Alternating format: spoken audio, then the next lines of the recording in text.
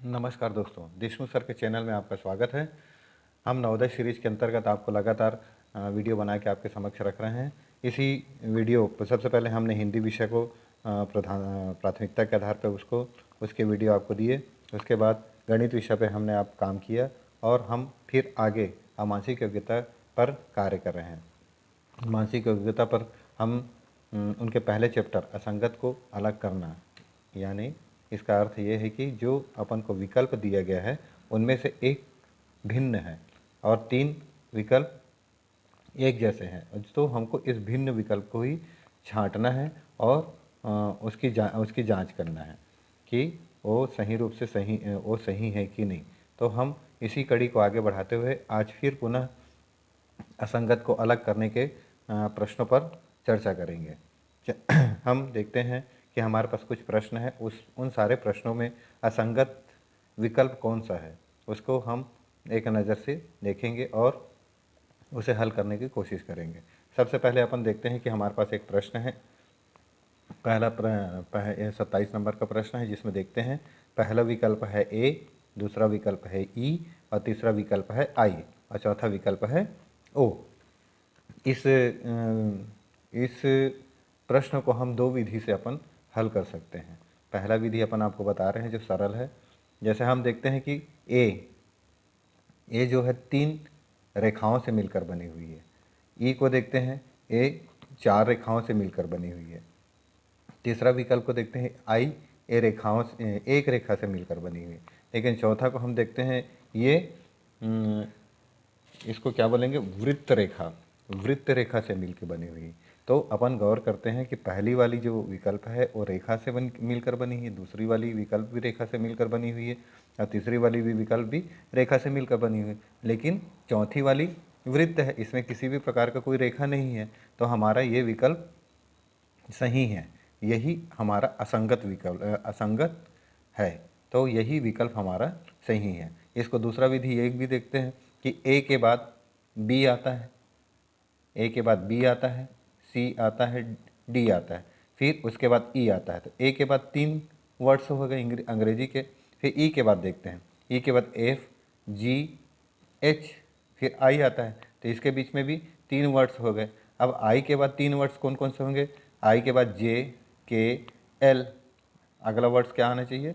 जे, के, L, M आना चाहिए। लेकिन यहाँ पर कौन सा वर्ड्स आ रहा है? ओ वर्ड्स आ रहा है।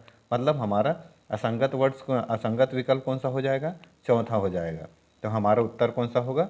चौथा विकल्प। तो हम क्या करेंगे? चौथे विकल्प पर सही का निशान लगाएंगे। चलिए आगे वाले प्रश्न को हम देखते हैं। इसमें एक आकृति बनी हुई, पहले विकल्प में, दूसरे विकल्प में भी आकृति, तीसरे में भी, चौथे में। पहली आकृति को हम देखते हैं।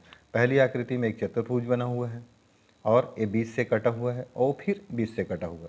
दूसरी आकृति में भी देखते हैं, ये भी एक चतुर्भुज बना हुआ है, ये भी बीच से कटा हुआ है और उसके और बीच से कटा हुआ।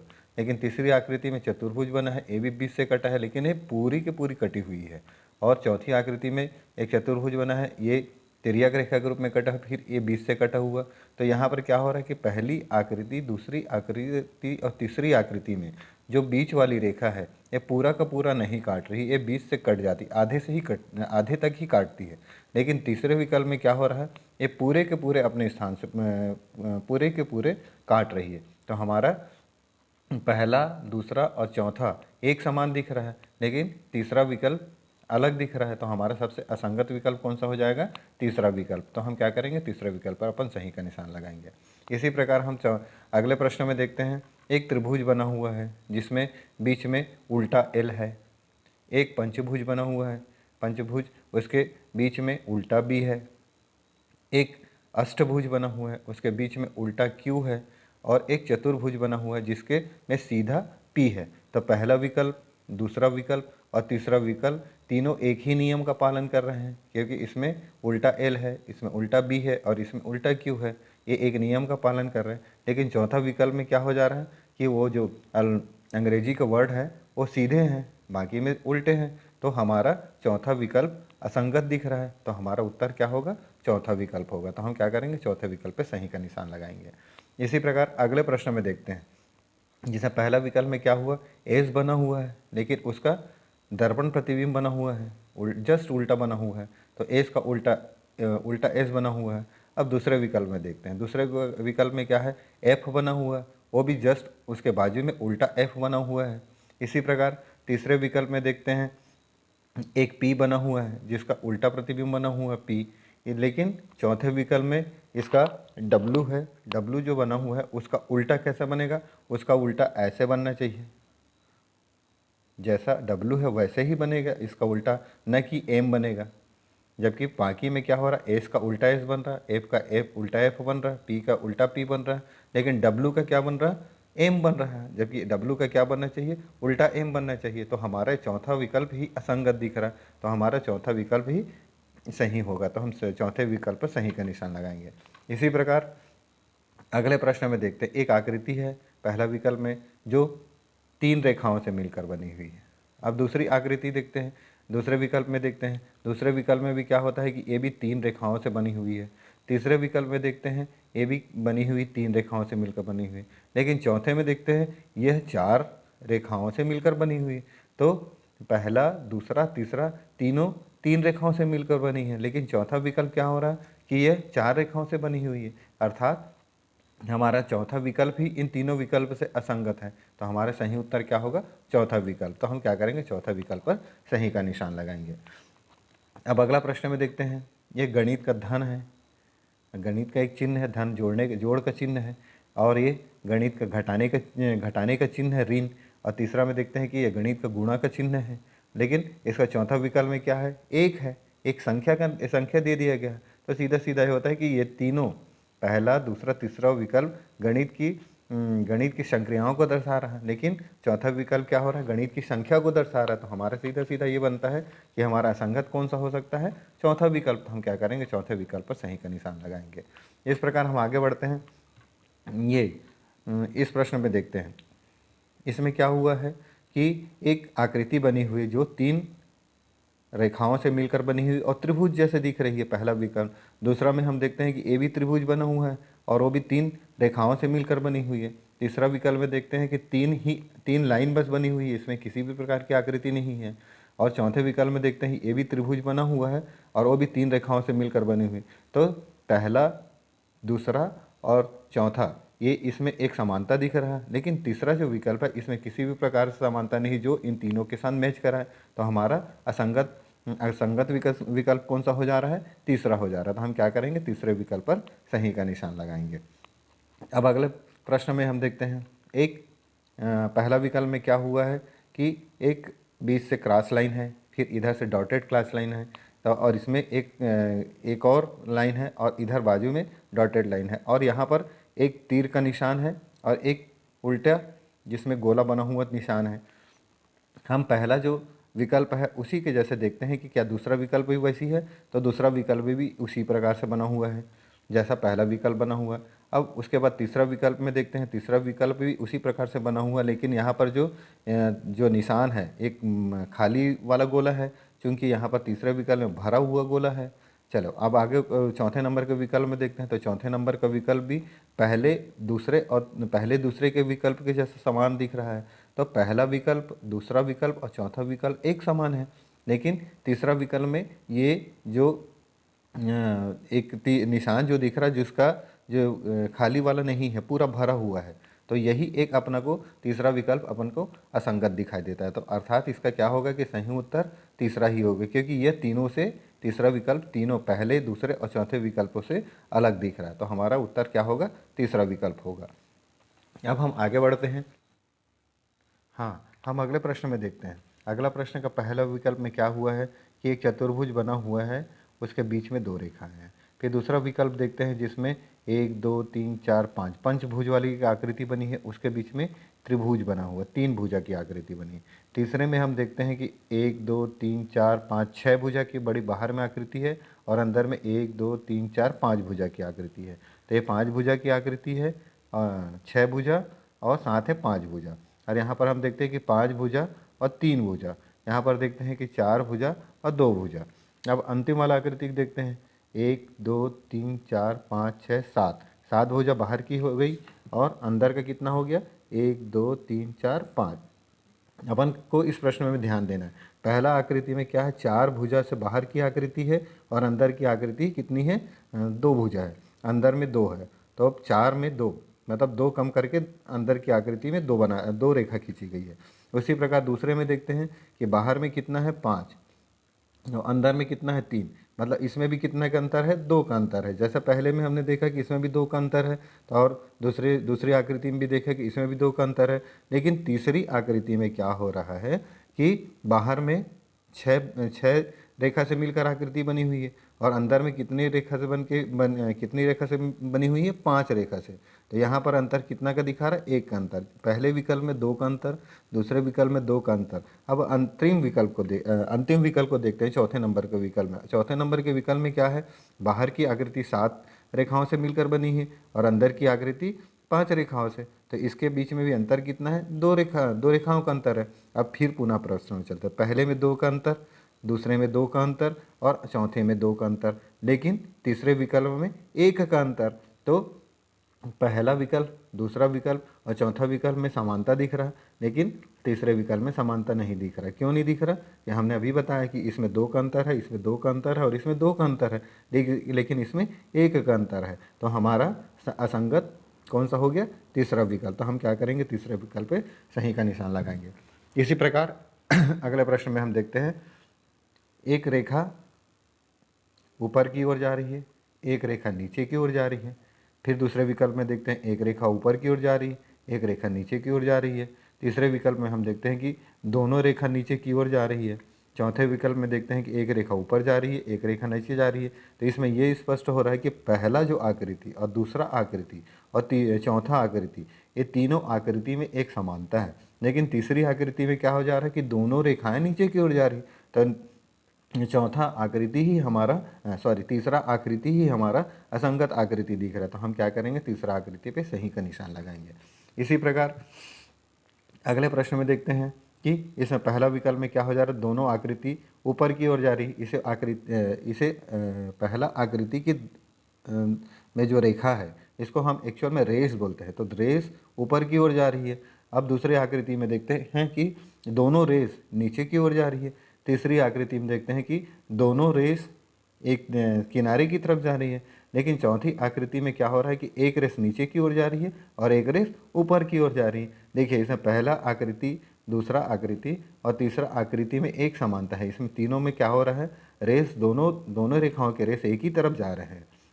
लेकिन चौथे आकृति में क्या हो रहा है कि रेस जो है एक दूसरे के विपरीत जा रहे हैं। तो हमारा चौथा विकल्प क्या हो जा रहा है, इन सब से तीनों विकल्प से असमान दिख रहा है। तो हमारा चौथा आकृति ही असंगत है। तो हमारा उत्तर क्या बनेगा, चौथा विकल्प ही इसका उत्तर बनेगा। तो हम क्या करेंगे, चौथे विकल्प पे सही का निशान लगाएंगे। अब अगले प्रश्न में देखते हैं कि एक आकृति बनी हुई है। इस आकृति में एक भरा हुआ गोला है, छोटा सा बिंदु है, और उसके नीचे में 2 लाइन है, यानी 2 लाइन और इस आकृति के बीच में भरा गोला है। अब दूसरी आकृति में देखते हैं कि इसमें भी वैसी है, एक लाइन और 2 लाइन के बीच में भरी हुई एक छोटा सा बिंदु है। अब तीसरे आकृति में देखते हैं, इसमें भी वैसे दिख रहा है जो पहले और दूसरे में था। पहले और दूसरे में जो स्थिति था वही स्थिति तीसरे में दिख रहा। अब चौथे में देखते हैं, 2 लाइन और एक लाइन के बीच में हमारी बिंदु यहाँ पर होने चाहिए, लेकिन यहाँ पर क्या हो गया, ये बिंदु ऊपर साइड चली गई है। तो पहली आकृति, दूसरी आकृति और तीसरी आकृति एक समान जैसे दिख रहे हैं, लेकिन चौथी आकृति में परिवर्तन है। चौथी आकृति में अलग दिख रहा, यानी ये चौथी आकृति ही असंगत आकृति है। तो हमारा सही विकल्प कौन सा होगा, चौथा विकल्प सही होगा। तो हम क्या करेंगे, चौथे विकल्प पर सही का निशान लगाएंगे। इसी प्रकार अगला प्रश्न में देखते हैं। अगला प्रश्न में पहला विकल्प में है TREE। अब दूसरा विकल्प में देखते हैं EERT। अब तीसरा विकल्प में देखते हैं ERTE और चौथा विकल्प में देखते हैं ERTT। अभी इसमें विकल्प में हमको ध्यान देखना है। पहला आकृति में क्या हुआ, 2 बार ई का प्रयोग हुआ है। दूसरा आकृति में भी 2 बार ई का प्रयोग हुआ। तीसरी आकृति में कोई भी वर्ड इसका डबल नहीं है। लेकिन चौथी आकृति में देखते हैं कि यहाँ पर टी 2 बार आया हुआ। हाँ, हम पहला विकल्प में देख रहे हैं कि डबल ई दोनों एक साथ आया हुआ है। दूसरे विकल्प में भी देख रहे हैं कि डबल ई एक साथ आया हुआ है। लेकिन और चौथे विकल्प में देख रहे हैं कि टी दोनों एक साथ आया हुआ, लेकिन तीसरी आकृति में कोई भी वर्ड्स एक साथ नहीं आया हुआ। तो हमारा पहला आकृति, दूसरा आकृति और चौथा आकृति में एक संगतता है, मतलब एक समान है, लेकिन तीसरी आकृति में किसी भी प्रकार का समानता नहीं है, जैसा इन पहला, दूसरा और तीसरा चौथा कहता है। तो हमारा असंगत आकृति इसमें कौन सा हो जाएगा? तीसरा। तो हम क्या करेंगे? तीसरा आकृति पे हम सही का निशान लगाएंगे। अब अगले प्रश्न में देखते हैं। एक 4 रेखाओं से मिलकर एक आकृति बनी हुई है, उस आकृति के ऊपर में 2 लाइन छोटे छोटे खींचे हुए। दूसरा हम देखते हैं एक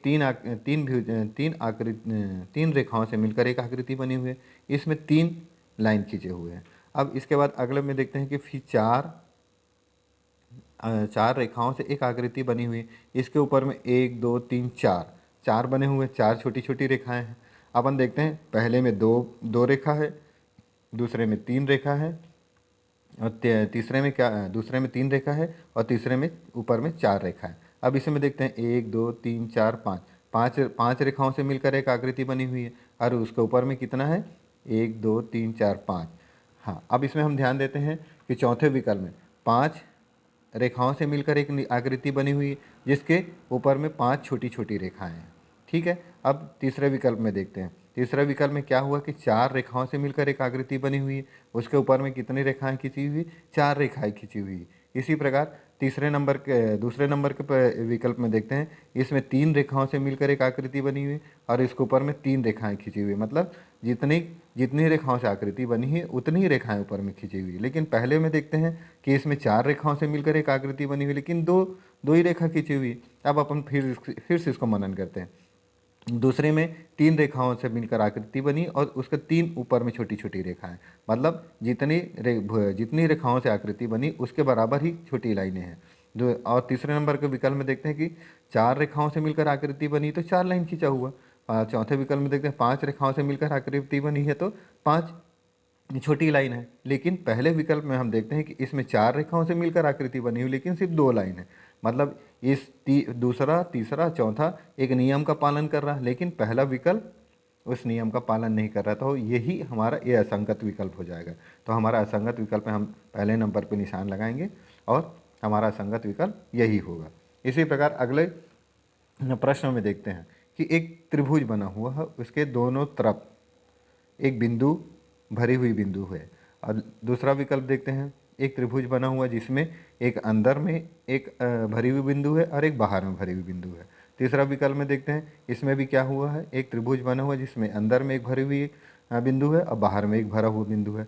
चौथा विकल्प में देखते हैं, इसमें भी एक त्रिभुज बना हुआ जिसमें अंदर में एक भरी हुई बिंदु है और बाहर में भी भरी हुई बिंदु है। तो हम चारों विकल्प को बड़े ध्यान से देखने के बाद ये समझते हैं कि दूसरा विकल्प, तीसरा विकल्प और चौथा विकल्प एक समान जैसे लग रहे हैं, क्योंकि इसमें एक बिंदु अंदर, एक बिंदु बाहर, एक बिंदु अंदर, एक बिंदु बाहर, एक बिंदु अंदर, एक बिंदु बाहर है।